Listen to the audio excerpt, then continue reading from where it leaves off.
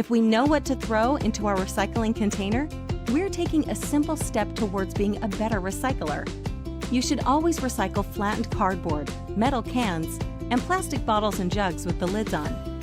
By breaking down your cardboard boxes and placing each item in the container individually, it makes them easier to process and leaves more room for other recyclables. And by avoiding contaminated items like plastic bags and greasy pizza boxes, it ensures that we can make a positive difference in our homes, our communities, and our world. Learn more on how to become a better recycler at recyclingsimplified.com.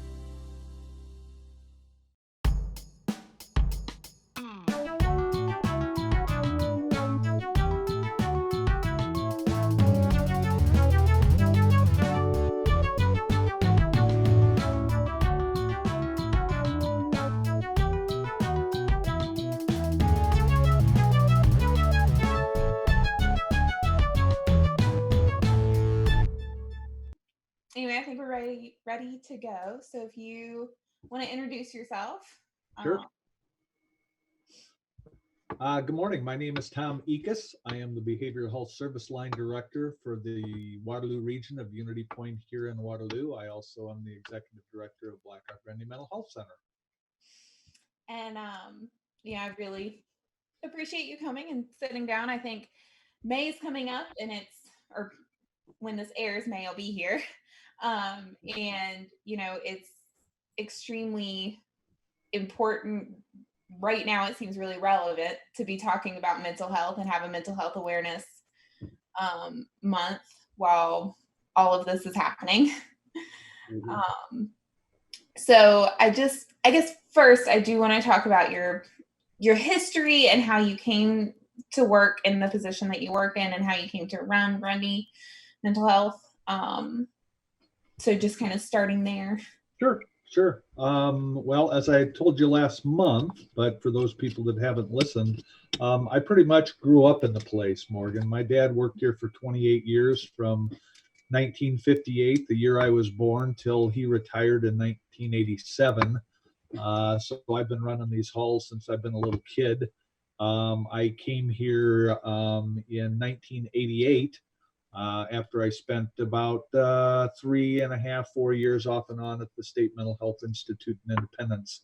So I'm a licensed social worker by trade. Started out in psychology when I first went to college, switched to social work, got my BA from UNI and my MSW from Iowa City, and I'm working at the place that I've always wanted to work for about 31 years now, going on 32 in August. Oh, wow. Well, that's awesome. And I just kind of wanted to talk about, it's, a crazy time right now. We're all figuring out how to navigate this new world that we have come to live in. And I was just wondering how that has affected you guys, what you guys have been doing. Are you open, that sort of thing? Yeah, that's it certainly is a time that we haven't seen in a lot of years. We've been through challenges in the past 70 years we've been in business, but nothing like this. Yes, we're still open for business. We still have patients coming in the door. Probably in early April, we moved to a telephonic or a virtual platform for the majority of people that we see, which has surprisingly gone relatively well. People are receptive to that, and we've got, I think we're up to 9 dedicated telehealth rooms where we can remote into people's homes and they can remote into us, and it's not as good as in-person stuff, but it's better than nothing. So our services continue to be provided not only to existing patients that we've served for a lot of years, but we still see new patients. We have patients walking in to be seen for an initial evaluation, and the only thing that has really changed is the location where we're providing those services. We had to pull all our community-based staff, including our school staff, either back to the office or working from home. So we have a number of different places where people are providing those services, but the main thing is we're still providing the same services that we provided before this pandemic happened. Good, and it's good to know that you guys are still there as well. If people needed something, because I think just during this time, as things shift, I think having mental health resources available is very, very important. So would people still use the same, calling the hotline, coming in, that sort of thing, the same entrance resources as before? Yep. Our phone numbers answered 24 hours a day. And again, we still have people walking in the door off the street and we see them. There certainly has been, anticipating your next question, Morgan, we've seen an increase in our existing patient population with symptoms of anxiety, depression, sometimes the grief and loss, which while we haven't had the significant number of deaths that we've seen in other areas of the country, it's almost a grief and loss of previous normal day-to-day living. We know that people have lost their jobs. We know that people are not traveling as much. We know that people are more isolated, and that creates a whole different set of challenges that people have to learn to adapt to, which sometimes throws their pre-existing coping strategies into kind of chaos. So the uncertainty that everybody's looking at right now is certainly difficult to deal with for a lot of folks. Yeah. It's very uncertain, and I think that anything that you might have had or not had definitely gets aggravated, I guess, at this point. Absolutely. Are there any things that you could tell or mention for people to kind of watch out for, to kind of, if you're feeling this way, that sort of thing?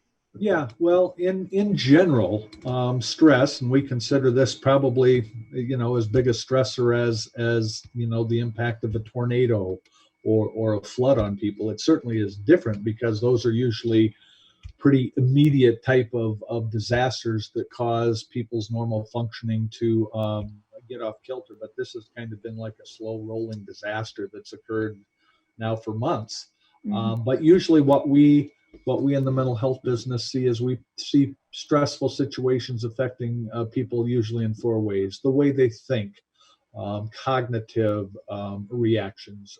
People don't make decisions as easy as they used to. Their thinking might be more clouded. They are somewhat indecisive sometimes. Sometimes it's negative thinking, or they ruminate about things. It's just a real cognitive response to things that hopefully don't occur in life very often, but this one is occurring in massive form. Second way people respond is behaviorally. People are more irritable. Their speech may be pressured.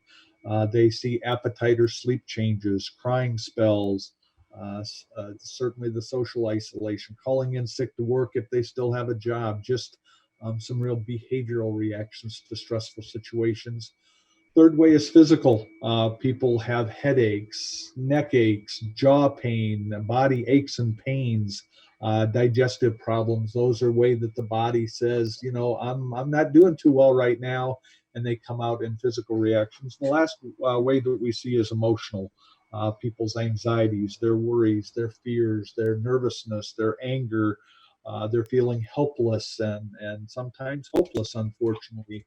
And a general sense of frustration. So when people start seeing those things, it's important to pay attention to them because they're usually signs of stress, and if not properly attended to, then it can lead to more entrenched things like chronic anxiety, chronic depression, some things like PTSD, and those type of more serious types of mental health symptoms and problems. Yeah. Well, and I think during first, I hadn't even thought of like the physical way that these things can manifest. So I think that that's really an interesting thing for people to watch out for. But, I do think that this is something that a lot of people are like, okay, well, this is temporary. I'm just going to try to hold on for right now and get through this. But, I guess people should still come in and work through these things because it might not be something that passes quite so easily. Correct. Yeah, what we've seen in a lot of folks thus far, and I usually take the temperature of my staff that are doing a lot of the direct work with people. What are you seeing? And a lot of times the issues they were dealing with before COVID have kind of been put on the back burner. They're dealing with those uncertainties and the fears, and I lost my job, and how do I pay my bills, and what if my family members get this illness, and what happens to me? So a lot of previously identified problems sometimes get shoved to the back burner because they're dealing with all this stuff right in front of them right now that are real life situations that require attending to. The other stuff can be dealt with later, but you have to attend to what's in front of you. Yeah. Yeah. And I think I've learned it kind of puts stuff in perspective for better or for worse. But, and then, so we've kind of talked about what to watch out for, but are there things that you can suggest for people to do, whether they're feeling, if you're feeling these things and want to talk to someone coming here, but if they're, lightly stressed or something like that and want to do stuff at home, do you have any suggestions? Sure. There's a lot of things that I think people can do, Morgan. First of all, is I think people need to disconnect from some of the social media going on out there. That you can't turn on the TV or radio or even Facebook. It's like it's just always there. And sometimes when people are anxious, they're starving for information, but too much information can be a real overload. It starts to be overwhelming, and it's like there's nothing going on in the world other than COVID. And so people do need to spend some time disconnecting from them. They need to get back to what they were doing as much as possible before COVID. I mean, even though we've got some of these restrictions on people's activities, you can still take a walk. You can still go outside and dribble the basketball. You can ride your bike. You can do yard work. You can do the things you were doing before. And it's important to maintain that routine and structure, even though most of us are home more every day. It's certainly a time where people can reach out through other types of media to connect with people. Facebook, email, text messaging, phone calls. Nobody makes phone calls anymore. They all send instant messages and Facebook alerts, but connecting with people, especially if you're isolated, is a very important thing to do to reduce that social isolation. Eating healthy, getting some exercises, avoiding alcohol and drug usage. I heard yesterday that alcohol sales are going through the roof. Now is not the time to use that coping strategy to deal with the problems. It just delays people having to feel crappy for a while and figuring out some other things to do instead. Learning new hobbies, putting puzzles together, anything that's distracting from the day-to-day stuff that just is facing us all the time, day in, day out. And certainly connecting with whatever support system people do have, friends, family, coworkers. Even though we're all socially distanced now, there are those opportunities to make sure that people care and that you're addressing some of the things that might be going on that, again, could lead to further problems. So talking about it and sharing your stress is very important. Yeah. And I mean, I know I talk to my family more over the phone now than I was before, and I've been calling my mom every day, that sort of thing. Yep. Which has really just helped feel connected, and it's been interesting because we're still hanging out with our friends just virtually as much as possible, which I think is important for people to do. Yeah, we one of my son and his girlfriend are in Oklahoma, and we call regularly, but we decided to start Skyping over the weekend. And my daughter and her boyfriend jumped on, so it was just kind of a great opportunity to connect with people that you don't get to see very often and in a different way. So yeah. Well, and I think one of something that I heard through this is like, make sure that you're not just talking about what's going on in the news, like talking about the disease, like make sure you're talking about other things and genuinely catching up with people. Yep, absolutely. There are also a number of online resources, Morgan, that I certainly hope that people take advantage of. I mean, yourlifeiowa.org is sponsored by the Iowa Department of Public Health. It's got resources out there for people who are struggling with mental health, substance abuse, suicidality. They have a toll-free number that's 855-581-8111, or you can text to 855-895-8398. It's an opportunity for people to reach out, especially if it's difficult to pick up the phone and call a local resource. There are other quote unquote anonymous resources that people can reach out to. SAMHSA, the Substance Abuse Mental Health Services Association of the United States government, has a disaster distress helpline, which is 800-985-5990, or you text 66476 to talk with us. And there's always people available to talk there. If people are into computers and applications and those type of things, there's a great resource that's I think it's free for like a month, and then there's a monthly charge, but it's called headspace.com. It's got a lot of mindfulness and relaxation and affirmation type of things that sometimes people just can relax. And relaxing is an art. It's not something that say, well, I'm relaxed, because people really don't know how to do that. Most people that still have some connection to employment, some of the agencies and organizations have an EAP associated with them. So there's always usually somebody to talk to, or talk to human resources. They can hook people up. There's a lot of things out there online. Yeah. Even mayoclinic.com is a great resource just for people. I ran into something yesterday. Actually, I printed it off. It's called the Coronavirus Anxiety Workbook. It's a tool put out of one of the universities out in the East. Basically put this up. You can download it. It's for free. It just helps people deal with some of the things that they're dealing with, and provide some structure around that. Yeah. So there's a lot of things out there that people can do. Yeah, there's almost an overwhelming number of things coming at you. I do love that you mentioned Headspace. I've used it on and off for a while now. The guy who makes it, his voice is just so soothing. That's right. I one of my patients alerted me to it, and of course Unity Point is promoting that for people, and it's truly what we practice and preach individually, but you can reach a lot of people with that stuff. Yeah, and I know you can like set to how long you want to sit. Like that was the biggest thing for me. You can do 5 minutes, you can do an hour. Yep. Whatever you feel comfortable with. So I think that's just making sure you're taking time to you as well, and to organize your thoughts and all this, because I know it can be really, even if you're like, okay, I need help with my mental health, where do I go? I feel like everybody's trying to help, which is great, but it can be a lot.